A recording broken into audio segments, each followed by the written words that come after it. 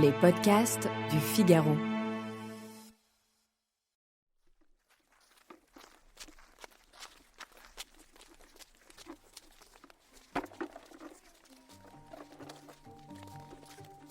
Et si vous pouviez savoir en permanence où se trouvent vos enfants ?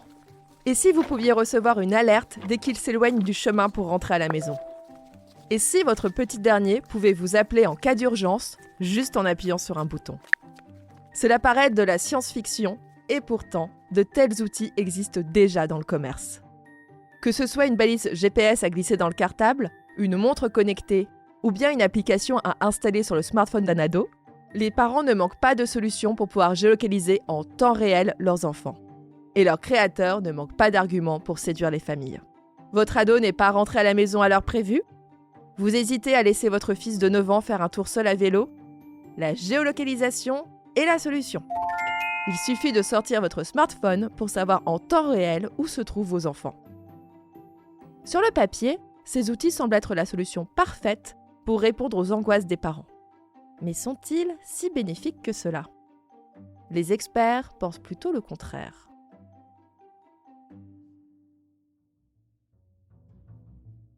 Bienvenue dans Question Tech, le podcast du Figaro qui répond à vos interrogations sur les nouvelles technologies.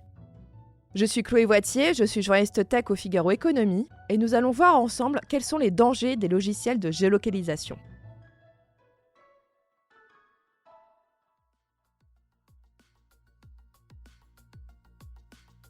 Il faut se méfier des montres connectées à bas prix qui pullulent sur les sites d'e-commerce. Ce sont des espèces de mini-smartphones accrochés aux poignets des enfants qui leur permettent de passer des appels audio ou vidéo, de jouer à des jeux ou d'écouter de la musique. Ces montres sont interdites dans les écoles en France, vous imaginez bien pourquoi, et surtout, leur niveau de sécurisation est bien souvent très, très bas. Un pirate informatique n'aura aucun problème à prendre le contrôle de cette petite montre pour, par exemple, parler avec votre enfant ou bien ouvrir à distance la caméra et le micro intégré. Et moins la montre est chère, plus il est probable que son fabricant revend les données qu'elle capte, et notamment celles de localisation. Ces données sont précieuses pour l'univers de la publicité. À l'échelle de tout un pays, elles permettent, par exemple, de savoir quels magasins sont fréquentés par les enfants et à quelle heure de la semaine. Le commerce des données des mineurs n'est pas illégal en Europe, mais les parents doivent donner leur accord lors de la configuration de l'appareil. Une étape à laquelle on ne prête souvent pas attention.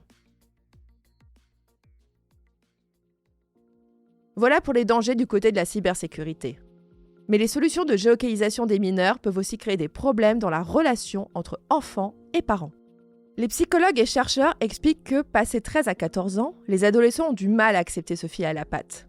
Pour eux, cela signifie que leurs parents refusent de leur faire confiance. Et ils vont être tentés de contourner cette surveillance. Par exemple, en mettant leur smartphone en mode avion, ou bien en le laissant dans un lieu qui n'éveillera pas la méfiance des parents, pendant qu'ils vont aller vivre leurs aventures. Les jeunes enfants, eux, s'opposent rarement à la géolocalisation. Mais les experts préviennent qu'elle peut les priver d'un grand nombre d'expériences liées à la prise de risques et à l'imprévu. Bref, ils risquent d'être moins dégourdis.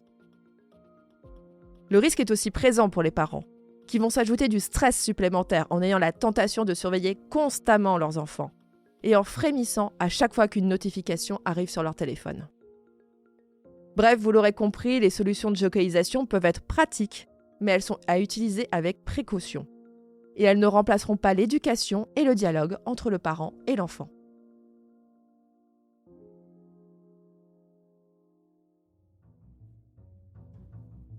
Cet épisode de Question Tech a été réalisé par Astrid Landon. S'il vous a plu, partagez-le autour de vous et abonnez-vous à Question Tech pour ne pas rater nos prochaines publications.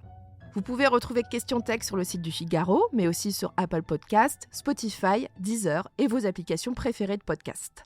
Et n'oubliez pas, dans la tech, il n'y a pas de questions bêtes. À bientôt!